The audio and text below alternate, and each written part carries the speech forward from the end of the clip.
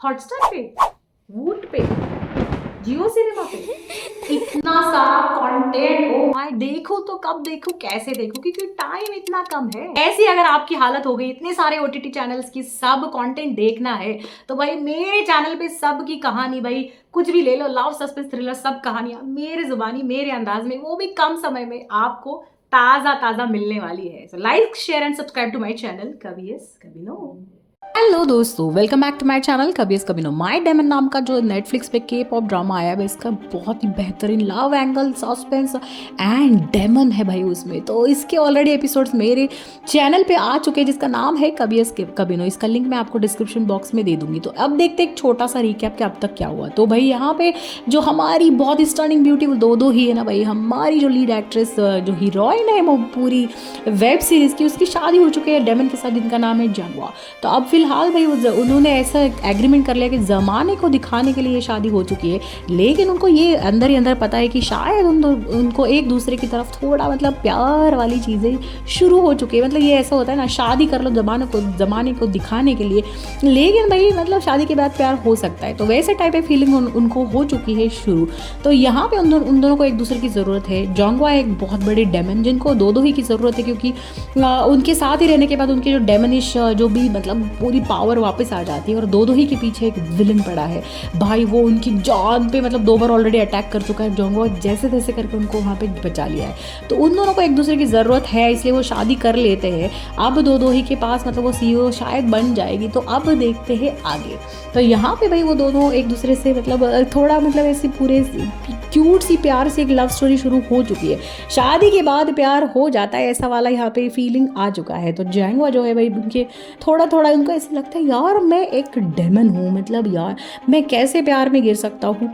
दो ही के साथ क्या एक्स्ट्रा ऐसी पावर है। मेरी जो टैटू जो उनके हाथ में रहता था, वो सबसे पहली बार किसी के हाथ में ऐसे चला गया।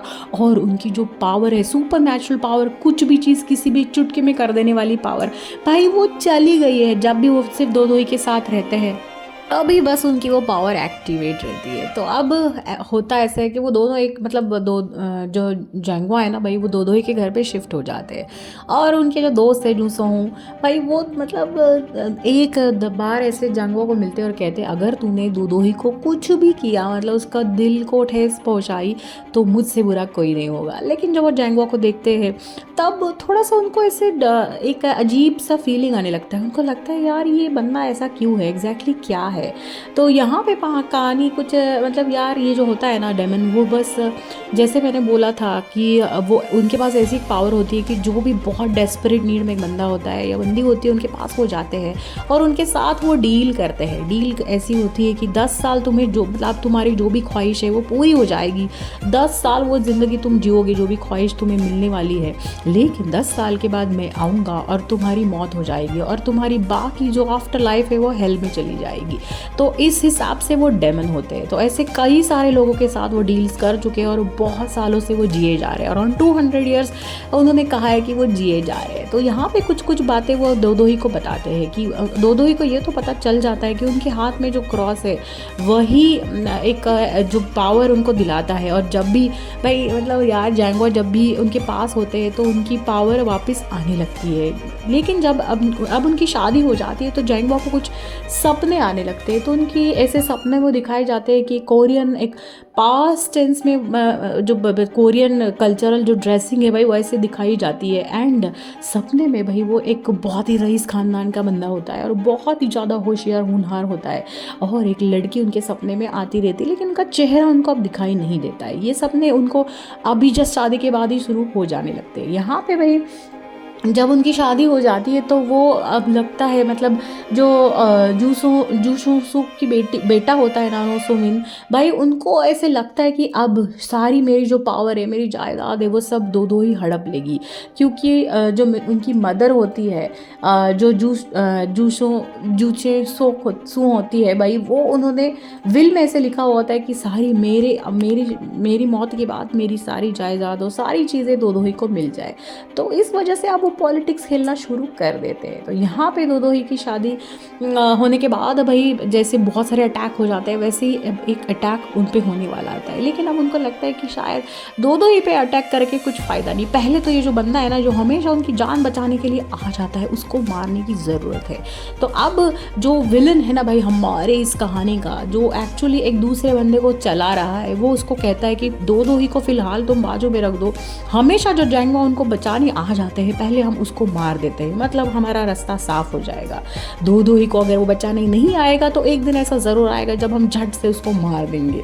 तो यहाँ पे भाई एक दिन ऐसे ही अपनी जो बिज़नेस है वहाँ पे, मतलब जब भी वो कोरियन शो चलता है वहाँ से जाएंगो, जब कोरियन शो ख़त्म होने के बाद बाहर आने को निकलते हैं, तब भी वो विलन जो है ना वो उन पर अटैक कर देता है। और उनके साथ दो ही नहीं होती, इसलिए उनकी पूरी पावर उनके पास से चली गई होती है। जब भी वो अटैक कर देता है तो वो चाकू से उनकी छाती पे 4-5 बार वार करता है और वो मरने मतलब ऑलमोस्ट मरने की कगार पे पहुंच जाते हैं। और जब ऐसे होने लगता है तब भी भाई उस बंदे का वो चेहरा देख लेते लेकिन वहाँ पे तब भी ऐसे एंड मोमेंट पे उनका असिस्टेंट वहाँ पे आ जाता है और एम्बुलेंस में उसको लेके चला जाता है। उसको लगता है यार ये तो डेमन, इसको कोई कैसे मार सकता है। लेकिन फिलहाल डेमन की पावर पूरी दो ही के हाथ में चली गई है। तभी मीनवाइल भाई दो ही को एक जगह पे वो फंस जाती है और वहाँ पे उनको पता चलता है कि जाएंगो पे अटैक हो गया है। वो बहुत ज़्यादा सैड हो जाती है और भाग के वो हॉस्पिटल आती है और जाएंगो को कहती है कि भाई अब मैं तुम्हारे पास आ गई हूँ, तुम हील हो जाओगे, आई होप तुम बच जाओगे, मेरी वजह से ये तुम्हारी ज़िंदगी में ये क्या हो गया है, जो बंदा मुझे मारना चाहता था वो अब तुम्हें मार रहा है। वो बहुत डिप्रेस हो जाती है, उनको बहुत सैड लगता है। और जो भी प्यार वाला जो एक एंगल यहाँ पे आ जाता है ना भाई, मतलब दो ही बहुत ही परेशान हो जाती है। लेकिन वो उनके पास आती है तो जाएंगो की जो भी मतलब वो मरने के कगार पे जाने वाले होते हैं, लेकिन मिरेकल हो जाता है और उनकी पावर की वजह से वो जल्द ही जल्द रिकवर हो जाते हैं। तो मीनवाइल यहाँ पे जो बहुत सारे लोग उनको बधाई देने आते हैं और दो ही उनको आके हॉस्पिटल में 2-4 बार मिलती है। तब वही वो कहते हैं कि मैं अब ठीक हो गया हूँ। अब मैं वो दो ही को कहता हूँ कि तुम मुझे अब घर पे लेके चलो। लेकिन वो दो ही को बहुत बुरा लगता है, उसे लगता है जो खतरा मेरे सिर पे मंडरा रहा है शादी के बाद, अब वही सेम खतरा जाएंगो के यहाँ पे भी, मतलब वो बंदा जाएंगो को भी नहीं छोड़ेगा। तो उसको बहुत बुरा लगता है। उसको लगता है भाई इस सब चीज़ों से अब कुछ रास्ता निकलना पड़ेगा शायद। और उसको ये पता चल जाता है कि मतलब मेरे जो सपनों का राजकुमार है, मतलब ये सिर्फ एग्रीमेंट होगा शायद ज़माने के दिखाने के लिए मैंने ये शादी से की है। लेकिन जिस तरह से जाएंगो उनके साथ पेश आते हैं, जो भी कुछ दिन वो एक दूसरे के साथ बिताते हैं, तब उनको पता चलता है कि वो एक दूसरे के लिए परफेक्ट है और एक लव वाला एंगल शुरू हो जाता है। जाएंगो को भी पता होता है कि दो ही एक एक्स्ट्राऑर्डिनरी मतलब लड़की है। शी इज़ वेरी ब्यूटीफुल और बहुत ही ज़्यादा होशियार तो है ही, लेकिन उनके जो दिल है वो बहुत बड़ा है। इस दिल में वो लोगों को हमेशा मदद करती है, जो भी परेशान लोग हैं उनको हेल्प करने वो पहुंच जाती है। तो उनके तरफ उनका मतलब जो भी प्यार है वो बढ़ने लगता है और जाएंगो की तरफ मतलब दो ही का प्यार भी बहुत ज़्यादा बढ़ जाता है। उनको लगता है ये डेमन तो है लेकिन ये मतलब इसका काम है ये सब चीज़ें करने का, लेकिन वो दिल का बहुत साफ़ होता है। और जब भी जो दो ही को ज़रूरत होती है तब वो भाग के वहाँ पे हमेशा पहुँच जाता है। अब दोनों एक दूसरे से बेहद प्यार करने लगते हैं, लेकिन दो ही बहुत डर जाती है। अब उसे लगता है कि जो भी विलन मुझे मारने की कोशिश कर रहा है वही उसने ऑलरेडी एक बार जाएंगो पे ऑलरेडी हमला कर दिया है, तो अब वो फिर से उसे मारने को मतलब आ ही सकता है। तो अगर वो मर गया तो मैं क्या करूँगी। अब उसको बहुत डर लगने लगता है। उसे लगता है जिनसे भी मैं प्यार करती हूँ वो हमेशा मर जाते हैं। पहले उनके पेरेंट्स, वो भी उनके बर्थडे के दिन मर जाते हैं। फिर आती है उनकी जो गार्डियन होती है भाई, वो भी मर जाती है। और अब उनको लगता है शायद अब मैं जाएंगो के साथ रहूँगी तो वो भी एक दिन ऐसे ही मर जाएगा। तो अब वो ऐसे नाटक करने लगती है, जाएंगो को कहती है कि मुझे तुमसे बिल्कुल प्यार नहीं है। दो उनके दिल के अंदर उनके लिए बहुत ज़्यादा प्यार होता है, लेकिन उनको बचाने के लिए, विलन से बचाने के लिए वो ऐसा नाटक शुरू कर देती है और वो CEO की कुर्सी से हट जाती है। उसे लगता है अगर मैंने ये डिसीजन ले लिया तो जो भी पॉलिटिक्स की वजह से ये विलन मुझ पे अटैक कर रहा है, या शायद जाएंगो को भी जिसने अटैक किया था, अब वो अटैक्स बंद हो जाएंगे। तो वो सब लोगों के सामने ऐलान कर देती कि मुझे CEO नहीं बनना है। और वो जाएंगो से जाके कहती है कि मुझे तुमसे प्यार नहीं है, यही सही होगा अगर हम दोनों एक साथ नहीं रहेंगे। जाएंगो का ये सुन के दिल टूट जाता है, लेकिन दिल ही दिल में उसको पता है कि शायद कुछ तो हुआ है जिस वजह से ऐसे बिहेव कर रही है। तो वो एक दिन अपनी मतलब जो गार्डन है उससे, उनका जो बहुत बड़ा गार्डन होता है ना, वहाँ पे वो मिलने जाती है। तब वो कुछ बातें ऐसे हो जाती है, वो कहने लगती है, तब वो सारी बातें छुप के जैंगवा सुन लेता है। और तब उसको पता चलता है कि ये सब तो एक नाटक वो कर रही है बस मुझे बचाने के लिए। जैंगवा का प्यार दो दोही की तरफ बहुत ज़्यादा बढ़ा हुआ होता है, तो वो उसे कहता है मैं तुम्हारे बिना नहीं रह सकता, अब जो भी होगा हम दोनों एक साथ झेल लेंगे। तो वो दोनों एक दूसरे के प्यार में दीवाने हो जाते हैं, पागल हो जाते हैं। तो फिलहाल भाई कहानी यहाँ पे एपिसोड में रुक जाती है। अब आगे क्या होगा, जो डेमन है वो क्या ही करेगा, और फिर से अटैक होगा या दो दो ही उसको छोड़ ही देगी, तो ये सुनने के लिए तो भाई आपको नेक्स्ट एपिसोड देखना पड़ेगा मेरे चैनल पे, जिसका नाम है कभी यस कभी नो। तो like share and subscribe to my channel for more such fun मतलब कहानियाँ।